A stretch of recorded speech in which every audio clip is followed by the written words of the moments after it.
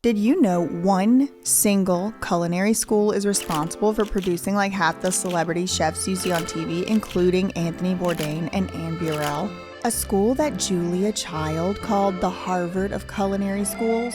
And the name of the school is literally the CIA, and they say it with absolutely no tongues in their cheeks. The school known as the other CIA. Quick detour real quick. Did you know that Julia Child was actually in the actual CIA? Well, at least its predecessor, the OSS, them on some by Adam Grandma's JK. That means I'm just kidding. But no, seriously, I'm not kidding about the part where she was in the OSS, which is the predecessor to the CIA. How do you get from public relations then to the OSS? Well, World War II came along. Everybody that I knew was in the Army or the Navy or down in Washington.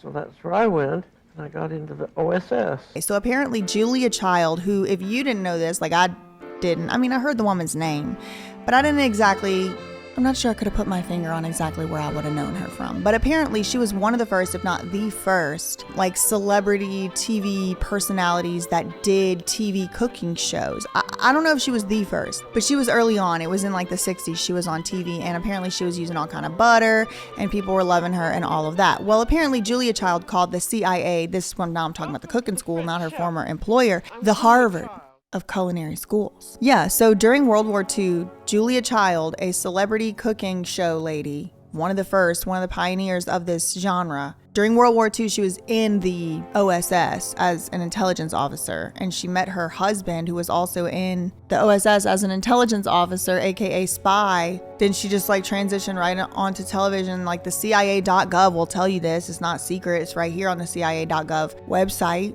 as of today. Anyway, most people know her as the 6'2" chef lady with a sing-song voice making meals and jokes on her show, The French Chef, in the 1960s. But before that, she was also actually an intelligence officer with the OSS. I got into the OSS, which would become the CIA. Interesting to say the least. Anyway, so her ties with this school are that she was on the board. I think she might be, yeah, she's no longer with us, rest in peace. But she was on the board or something of this school. She had done interviews with the school, and she said that of all of her service to this country and every other thing else that she had done all over TV and everything else, her greatest life accomplishment, I'm gonna put a clip right here because y'all are not gonna believe me, her greatest life accomplishment, Julia Child, is just simply doing a little speaky speak, a little interview, a pre-podcast era podcast in 1990 with the Culinary Institute of the Arts. What are you most proud of? What do you feel is your greatest accomplishment?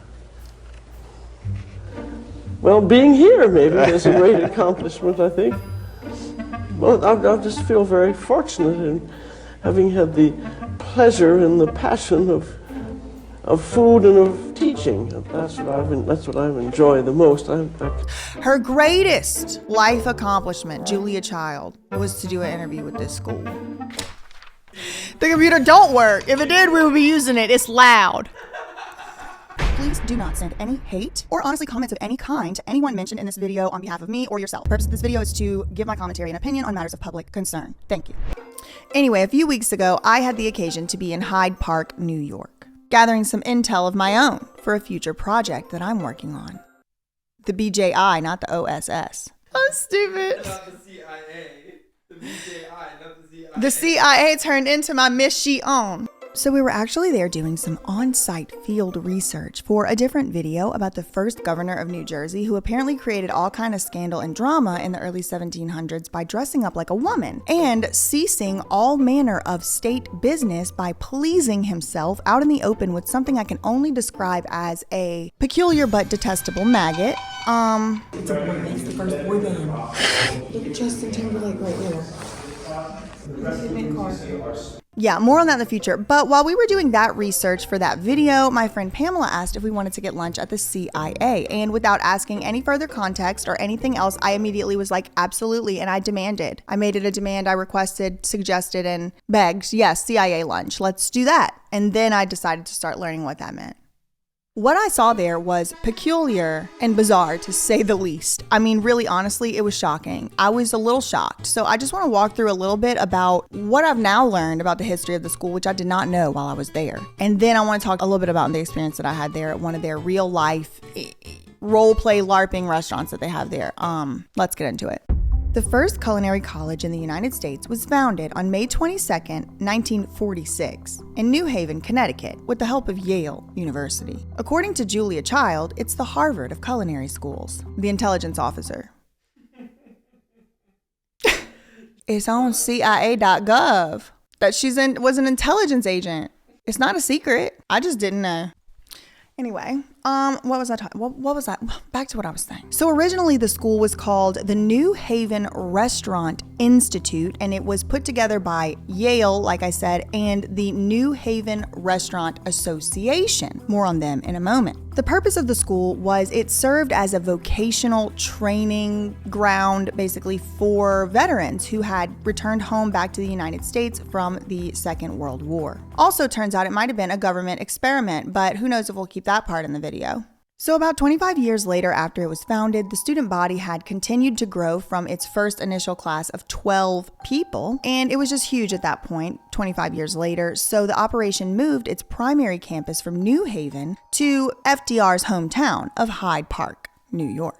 When the school began, it simply taught, quote, culinary arts, and it was like a 10-week program. Like I said, 12 people went there, and they were teaching them stuff like how to make an apple pie and how to make a beef stew. And I find that to be interesting because there's actually still to this day a bakery in the school. This was 1946 is when it started. Today's 2024. They still have the apple pie bakery in the school. I'm sure we got some footage of it. It was closed. It was closed when I went on a Saturday for some reason, but so it was the first cooking school in the country, and Yale helped to found it.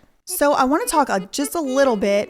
As usual, we could have got off into a real long spin out into a rabbit hole, but I'm just giving you a little TLDR of the actual history of the institution. We're going to talk a little bit about the history of the building, the Hogwarts Academy that they're sitting in right now, and then we'll talk about my experience. So, okay.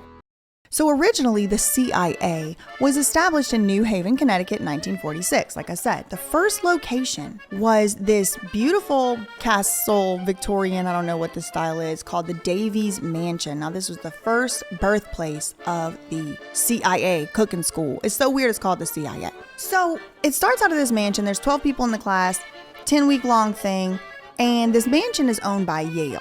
So another one, beautiful castle building things, again, owned by Yale when the school starts.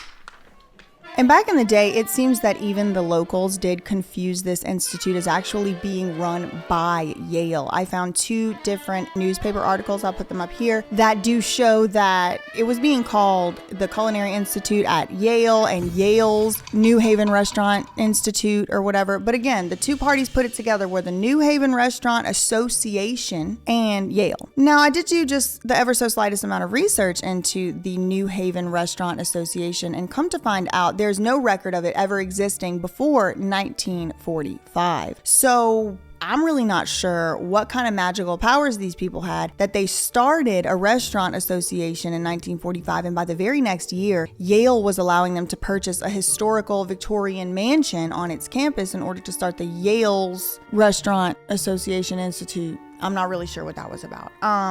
But very talented, to say the least, I must say. I guess I can only assume. So they have their school. But who's going to run the school? Good question. These 2 people right here. Francis Roth, and you'll see her name all over the campus. Roth this, Roth that. And this other lady, Catherine Angel. Now, we don't even have time to get into Catherine Angel today because the rabbit hole that Francis took was just so perturbing, peculiar, and detestable, to say the least.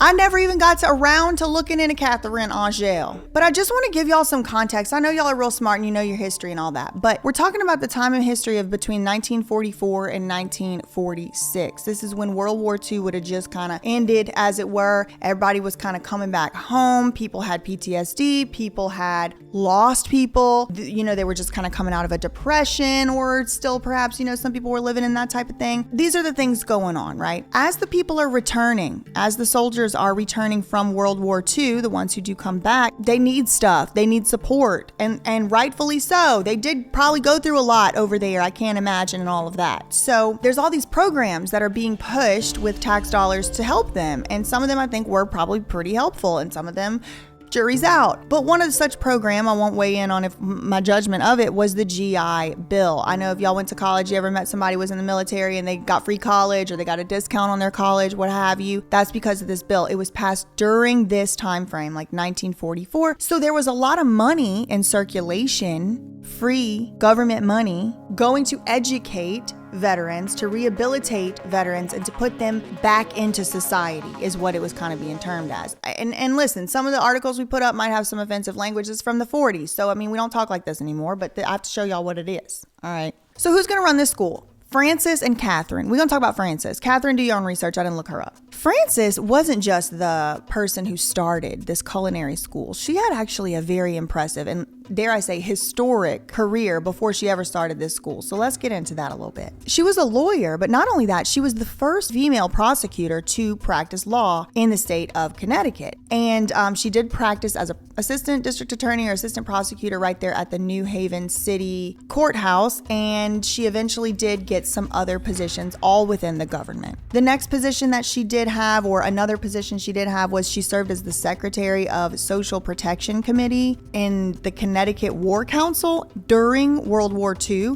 So while Julia Childs was off spying and things across the seas, we had this lady right here, Francis, who was serving as secretary of the Social Protection Committee in the Connecticut War Council during the war. And in that role, she decided which rules should apply to the veterans who were returning from war, which areas they would be able to congregate, fraternize, and live and reside in. She also wrote a long proposal about how to rehabilitate veterans. And y'all, it literally looks like the conservatorship or jail framework that she's talking about. Labor camps. Again, this is during the very end of the Second World War, like concentration camps, forced labor camps. That stuff's really fresh on people's minds at that point. And she was proposing that that's what we do with the people who just got back fighting for our country. They developed a little alcoholism problem because who wouldn't? And some argue, some might argue. But anyway, so she's like, yeah, we got to lock them up in the labor camps.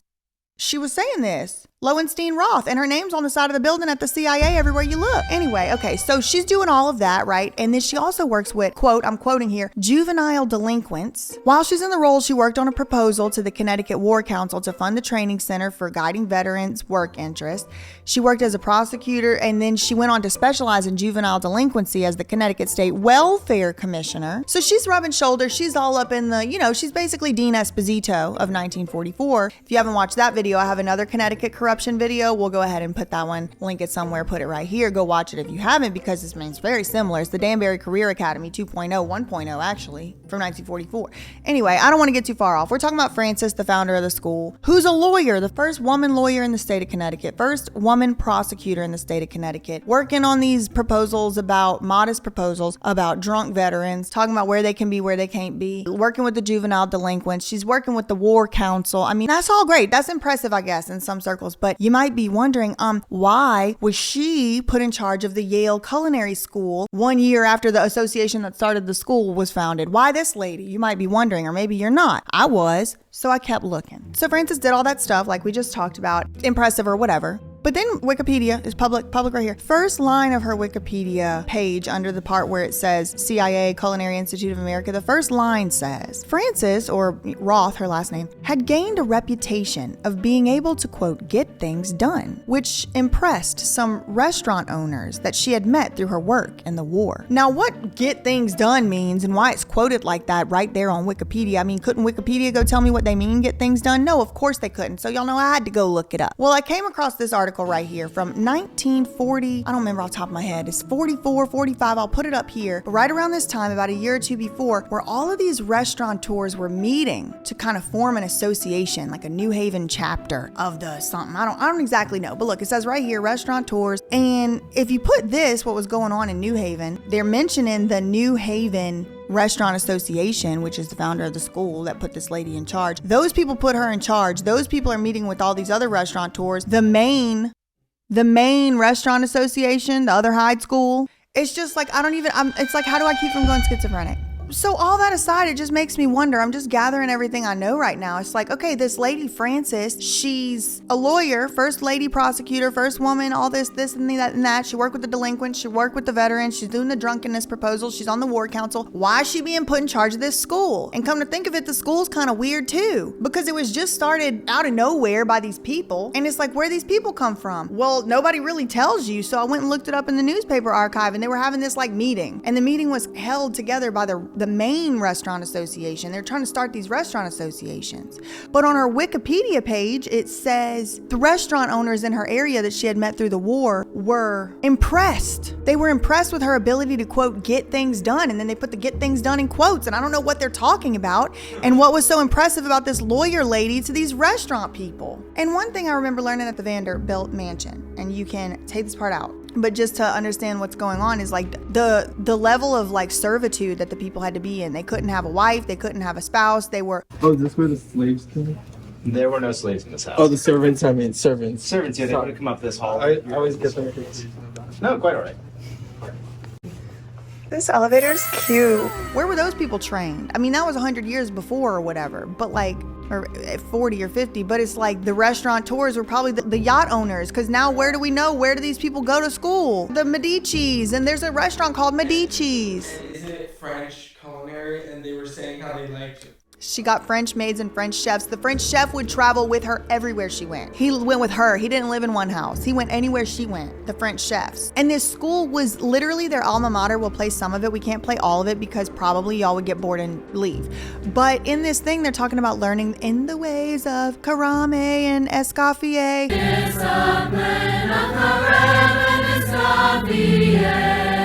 These like French, like military style chefs that ran their kitchen like a Navy ship. One of Escoffier was in the military. And so they're making a military school where they can basically just train people to work in their kitchens, on their yachts, and their summer cottages in Hyde Park or whatever. And then this paper that she wrote, this proposal that she wrote, it's like, this is the steps. It's like an important thing to make someone not be drunk is to be in a social group.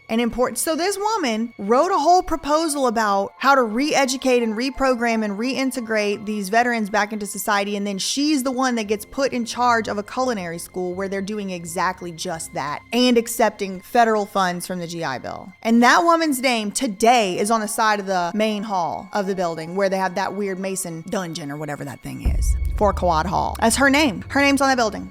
Roth Hall. The primary education.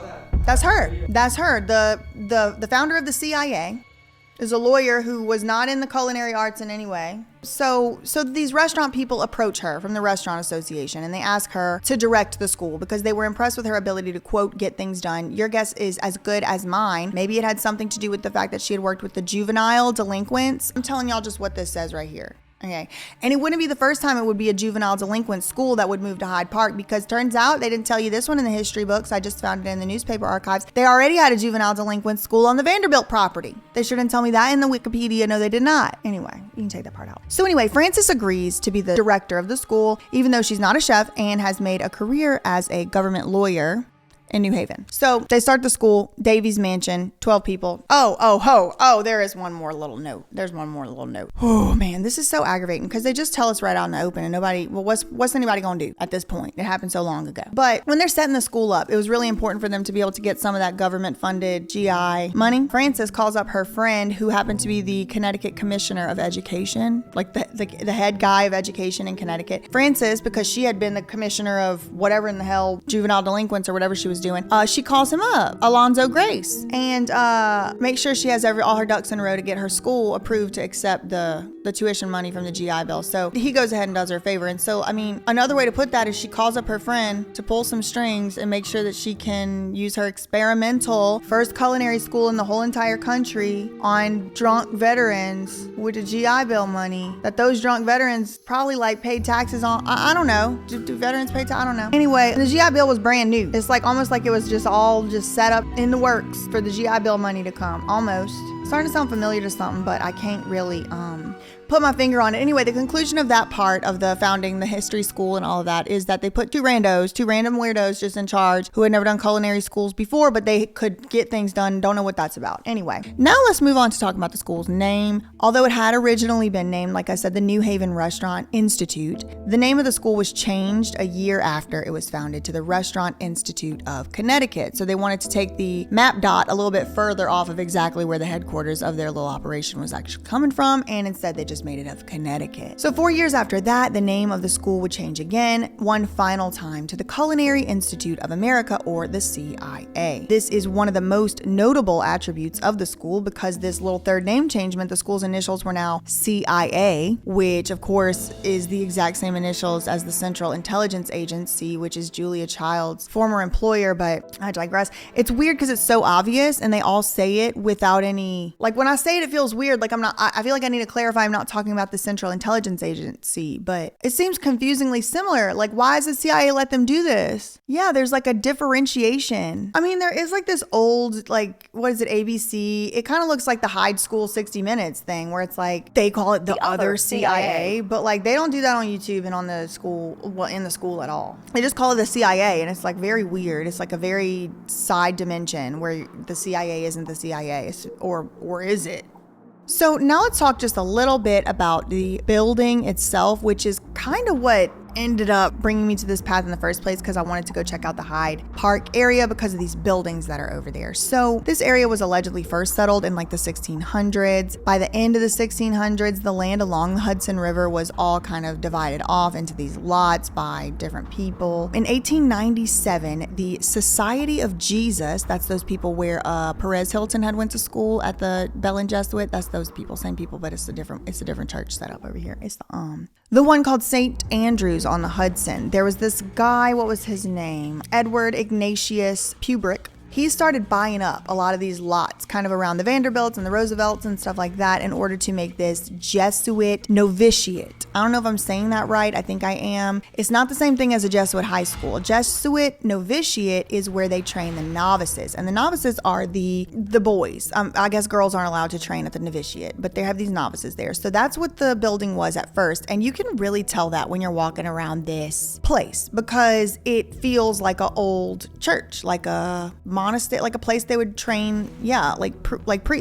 this dungeon is an example. It just looks like a religious building inside of there. So anyway, the Jesuits operated that from 1903 to 1970, and they moved, and then the school got bought by the Culinary Institute of America, the CIA. So the CIA bought this land all up off the Jesuits. Okay, so today the school is still operating. Like I said, I did go there, and it's very strict. The curriculum is very strict. The teachers are very strict. Apparently, the school has kept its roots as a military reprogramming operation. And there's actually a clip right here. I'll show y'all of this girl saying she was in the military. Then she came to this school, and the interviewer's like, so which one's more strict? And she's like, hate to say it, but this school is more strict. Cece is from Washington, D.C. and enrolled after serving in the Air Force. How different is this from Air Force service?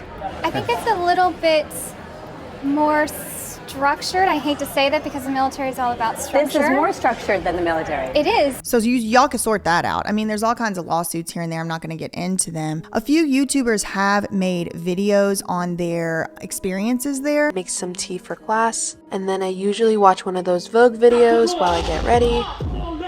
So I'm definitely not one of those girls who can get up extra early to do yoga. And all of the videos also have comments under them of other students who are commenting about their experiences there. And even people who do seem to have enjoyed their time there are still pretty much all unanimous about one thing, and that's very strict and it is very regimented. In my opinion, it's a lot like military school. I mean, I've never been to like a military school, but it's really strict. One of them says it's like a cult. In a way, it's almost like a cult. Also, apparently the teachers, it's like Hogwarts, and they really lean into this Hogwarts thing because each of the schools has their own little flag. Like there's the bakery one, it's got a little pretzel on it, look like Bavarian pretzel, blue. Then there's the whatever, the other one got a fish. I don't know, we'll try and find them and put them up maybe if it's not too much trouble. But they have all these house crests basically. They also are very obviously caste systemed on like if they're getting associates, bachelors, masters, Somali, whatever. Like they're very like in the ranks, the hierarchy of it all, even though that does does seem like they are trying to get away from that reputation. Apparently, according to this video, the teachers, quote, sniff out the weak one, just like, you know, a Severus Snape type of situation. The teachers are definitely able to like sniff out the weakling. Oh my God, yeah. Every teacher. Apparently you're constantly being threatened to get kicked out of the class and fail. And they also say you can't miss more than 2 classes unless you can't. You can't miss any more than 2 classes, even if you're sick, even if you're dying, even if something crazy, even something bad, even if it's a huge murder. No, if you miss 2 classes, you fail. That's what they told me on the internet. And they said constantly being threatened by your teachers to get kicked out of. And so when I started doing things like that, I got caught, yelled at constantly, and threatened to be kicked out of class. There's like a threatening of failure all the time. Yeah, there's a threat. They're like, we're gonna fail you. We're gonna kick you out of class. If you don't do this right, you will be gone the next day out of this class. And that happens to a lot of people, not just me. Like, a lot of people get that threat of, you're gonna be kicked out. So you get kicked out of these classes, you get kicked out of the whole class. It's not a good thing. So I can't imagine trying to learn in that type of environment, but I kind of can, because I went to Ivy League Law School and it was pretty similar to this as far as that psychological operation goes. Anyway, one of the CIA alumnus said that the students aren't even allowed to eat in the restaurants if they're wearing sneakers. Someone was just wearing like sneakers and the chef said they couldn't eat at the kitchen, so. There's no parties allowed at all. Question I always get are like, can you have parties and stuff like that? So that's just a no. So I think like, I've never been to another college, but like, I'm assuming other colleges, it's not like, they don't not allow parties, but I guess it's not like, I don't know, professors at least don't say, oh my gosh, go throw a party. I don't know. I've never. And she's like, and when they say it's a rule, you cannot break the rule. You simply cannot. There is no parties. No. I find that the weekend mornings are the best case scenario to find open washers and dryers. Almost everyone gets accepted. So here on Google, it says 97%, 96.7% if you want to be exact. Which is very interesting to me. I decided that I was going to go to the CIA. I did not care if I had to apply 30 times. To me, there was no other option. Because before I knew that little statistic, I saw this clip of these people going down to the Cracker Barrel and to the Porky's Wendy's and everywhere else screaming into the... Hey, we're the admissions directors from the CIA. And we are on the road surprising students in person at their jobs to let them know they have been accepted to the Culinary Institute of America. Thank you. Thank you. Hey, are you Dylan? Yeah. We're the admissions directors at the Culinary Institute. Oh, you are? That's awesome. We're here to tell you that you have been accepted to CIA. Congratulations. Thank you.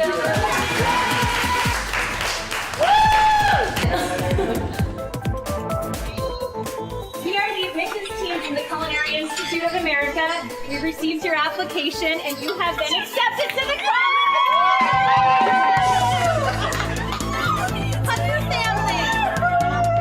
What are they doing? Attention Cracker Barrel guests. Your hostess, Juliana, has just been accepted to the Culinary Institute of America.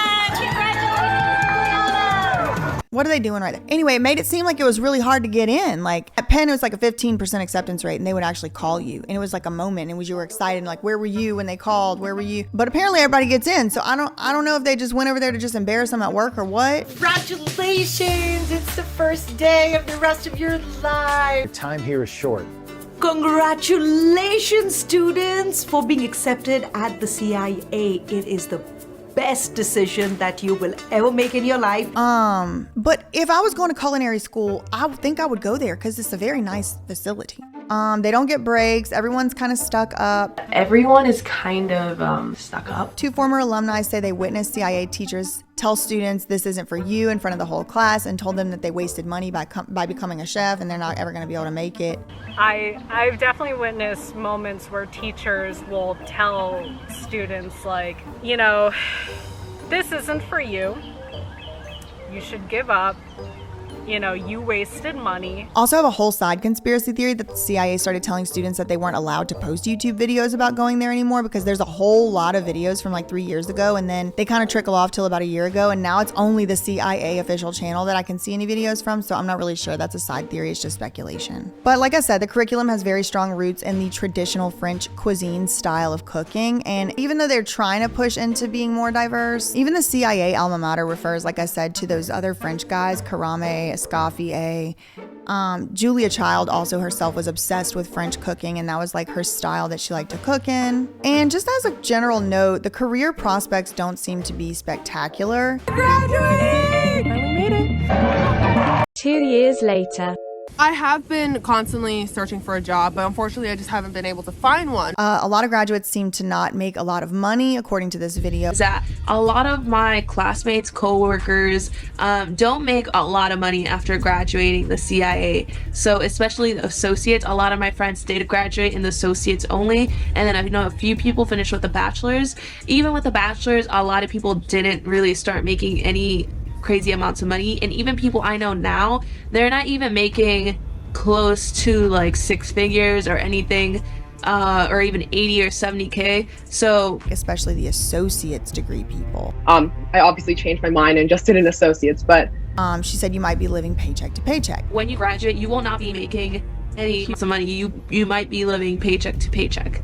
A lot of people that I know that I went with, they're still paying off their student loans. They're still, you know, doing both things. So I would definitely reconsider if you're not, you know, if you're not financially fit to go at the beginning, you definitely won't be, you know, doing so well afterwards. So for sure, you need to make sure that you need to see what you're gonna make after you're done with school. Like, what are your expectations? Because a lot of people don't make a lot of money after finishing school here, so don't expect to be making 6 figures or anything, or like even like 60-70K like after you graduate. A lot of people don't even start around there, not even close, and they work a lot, you know, to even just make ends by. But it does seem like there's always the chance that you could get cast in a Food Network show or a private yacht. Those seem to be options.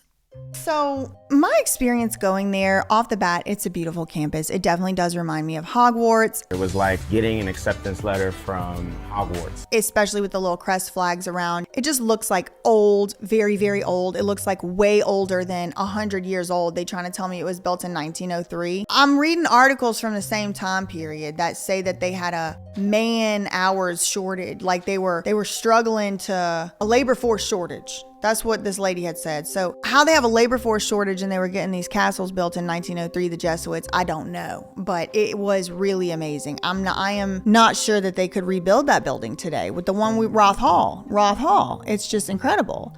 So there's 4 restaurants they have there, and we went to kind of like the most run-of-the-mill one. I think it was the easiest one to get into. It was the only one that had openings that day for us. I went and we got there a little bit early. So when we got there, we kind of wanted to take a little tour around the school, and the first thing I noticed when I walk in is Anthony Bourdain from the Food Network or from the whatever show. He's big on the wall. They got the Bourdain Hall or whatever. They just got him right in there. And then I'm looking around. There's some other stuff going on. There's these cases on the side of the hallway.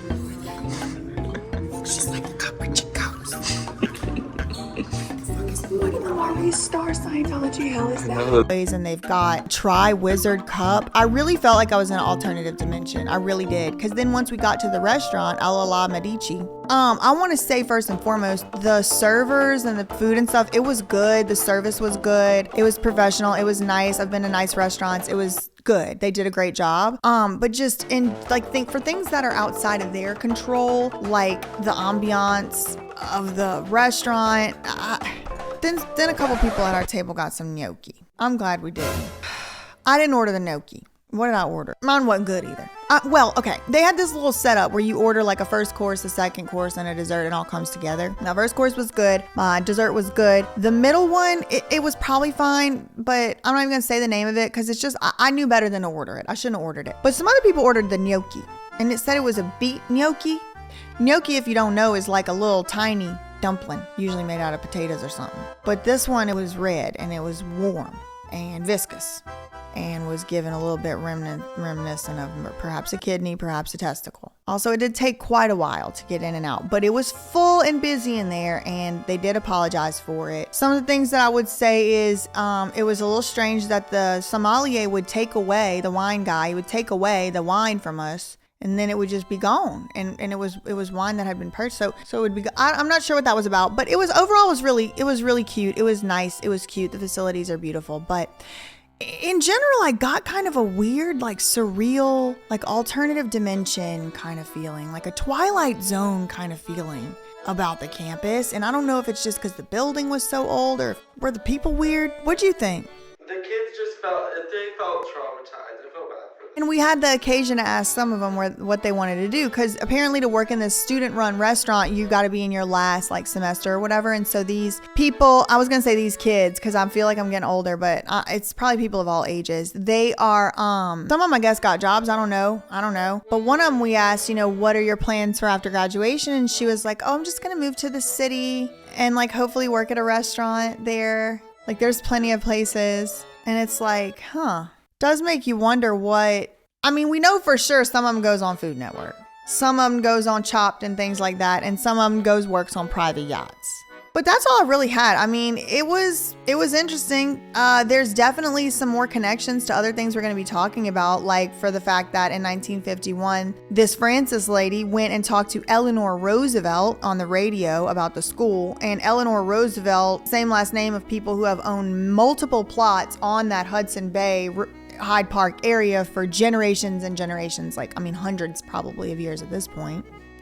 So the Roosevelts have land out there. She's helping her kind of push her brand new culinary school, first of its kind, first of its name, you know, crest, house, wardrobe, wizardry, witchcraft, tri-wizard. She was on the War Council for veterans to get jobs, Ethan, for us to retrain them with government money in living quarters that we can control. And it's called Roth Hall today, y'all. Please. But what do I know? I mean, I just ate the food. It was good. In the meantime, definitely 3 people did not have food poisoning that night out of the group of 5. Definitely that did not happen. In the meantime, facts ain't defamation, neither are opinions. Love you, Mina Kipper.